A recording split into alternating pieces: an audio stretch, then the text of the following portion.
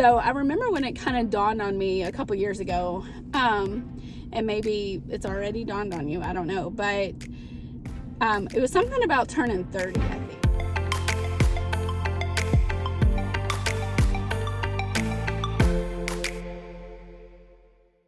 By that, first of all, let me just say I'm Kayla.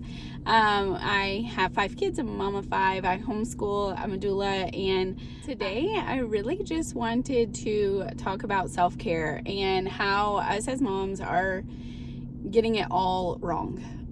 How do you take care of yourself, and how do you love yourself as a mom and a wife in a way that is going to benefit you for the long haul? And so what made me start thinking about this was that I just went away for 2 days. My husband gifted me for Christmas with a 2-day trip away to just rest and relax and just get away.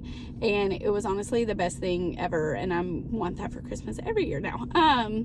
But while I was away, I was just reflecting, thinking, reading, praying. And one thing that I thought about today, and I was like, man, I want to share this. So while I was away, things just, the way I take care of myself now versus how I would have used to taking care of myself like in early motherhood are just totally different. So I want to share what I would have done probably in the beginning and then what I did now.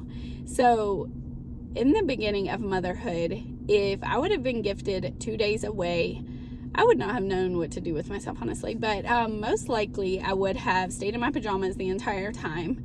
I would not have washed my hair or put on makeup or anything, taken care of, like any physical, no. I would have been literally just rotting in my bun. I would have most likely eaten junk food or whatever, like I could eat that I didn't have to hide from the kids, all the sweet treats or whatever that I want. I would have probably stayed up way too late. I'm a night owl by nature, so I would have probably stayed up really late, slept really late into the day, and I would have just like laid around. Well, things just look so different for me now, and so while I was away, I worked out all 3 days that I was gone. I washed my hair and I took baths and just took care of myself in that way. I put on some makeup, I moisturized, I blow dried my hair, which is a whole thing. I ate healthy food, I ate vegetables, I went to bed at a decent time, I woke up pretty early. I just take care of myself in a different way now. And I think that as moms and women and just wives, we're going about taking care of ourselves in all the wrong ways. So we think that taking care of ourselves means eating the treats that we don't want, we don't want the kids to have, or, just laying around, resting, and just not doing anything when we have like a night off or a day off or something like that, or even like an hour to ourselves. But in the long haul, we're not thinking of taking care of ourselves like overall, like the span of our life. So I remember when it kind of dawned on me a couple years ago, and maybe it's already dawned on you, I don't know, but it was something about turning 30, I think.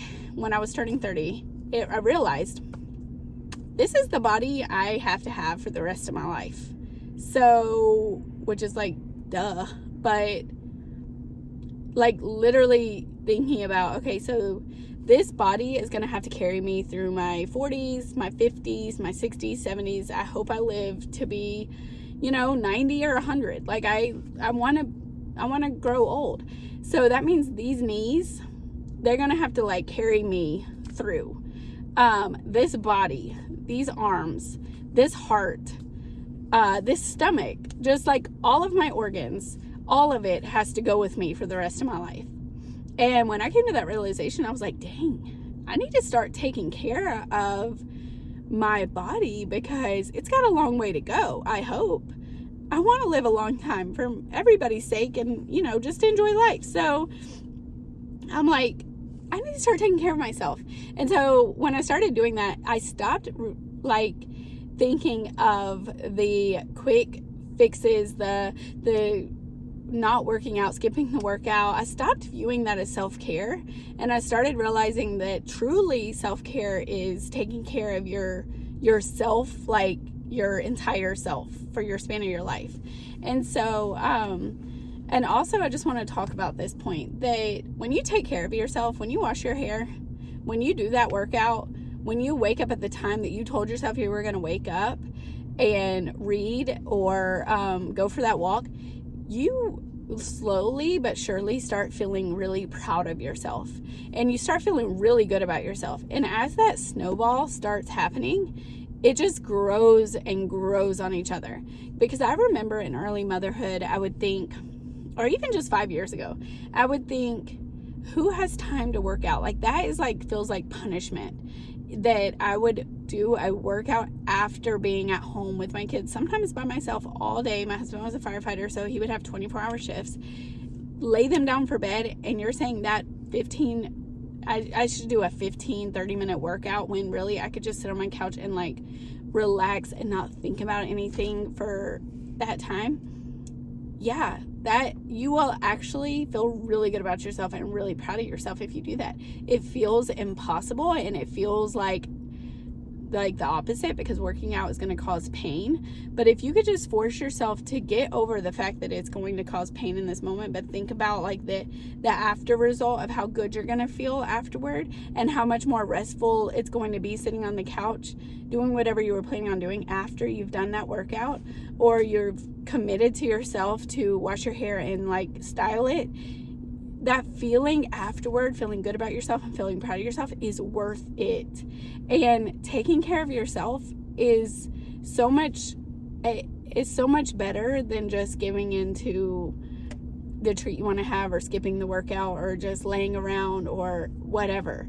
That, I don't know why we have convinced ourselves that is loving yourself, that's taking care of yourself. You're going to really, really regret in 10 years if, like, you're not going to feel like you loved yourself in 10 years if that's how you're doing it. Does that make sense? Like, think about your future self and how loved you're going to feel that your present self made those choices. Like, what choices are you making now that your future self is going to feel loved by? And I was just thinking about that because it has genuinely helped me in my relationships, and as a mom, and as a wife, and just as a person, to do these things for myself. Because I also feel like we're waiting around for somebody else to come and love us and take care of us, when that person is never going to be anybody but you. Nobody can do a workout for you. Nobody can eat the vegetables for you. Nobody can get up and wash your hair for you without your participation. Somebody can wash your hair, but not without you being. Anyways, you get what I'm saying. So once we like actually understand that and acknowledge that, then we realize that the responsibility of taking care of ourselves, of loving ourselves, of working out and eating right and doing all these things, it's all on you. You have to be the one to do it. And I don't know, sometimes I feel like we don't even realize we're waiting around to feel loved by other people. So we're grasping at, like, if my husband didn't give me a compliment today, or if he didn't show appreciation to me, I don't feel loved. And we're grasping at all these ways to feel loved, when you have the power to take care of yourself and love yourself first, and then you're able to love and take care of the other people around you. And then those added bonuses of somebody giving you a compliment, or writing you a love note, or bringing you flowers, or whatever it is, those are just added bonuses that are just making you feel even more loved, but you've already done the basic work of loving yourself. It is baseline for you to nourish yourself, get enough sleep, get enough water, and to move your body. That's baseline love.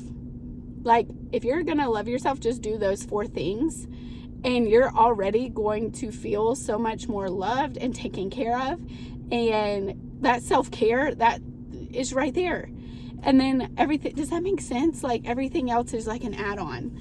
And so it stops putting the pressure that nobody else can carry on them. Like, your husband cannot love you enough, compliment you enough for you to feel loved in these ways without you doing the work. Does that make sense? Like, he can't make you feel proud of yourself. He can't make you feel good about yourself. That's really your responsibility to do the things that will make you feel proud of yourself and good about yourself. So I hope this encourages you. I'm not trying to like preach at people, but I really wish somebody would have told me that when I was starting out in motherhood. I wish somebody would have told me that it was my job to take care of myself and that nobody was going to do it for me. And it was like a really, really important job. And I needed to like do that before I try to add on other jobs. And nobody told me that. I had to figure it out on my own. And so now I'm thankful because now I do feel proud of myself. And now I do feel good about myself. And there's always things that I can improve on and I do want to improve. But just my life and everything about the way I view myself is so different just because I started taking care of myself, like, and loving myself and those basic needs. Because nobody can do this for you. So you have to like almost parent yourself in this moment and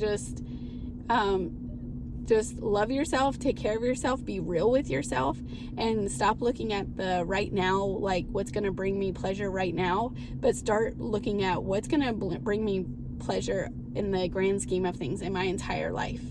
And so anyways, that's all I wanted to share. Love you.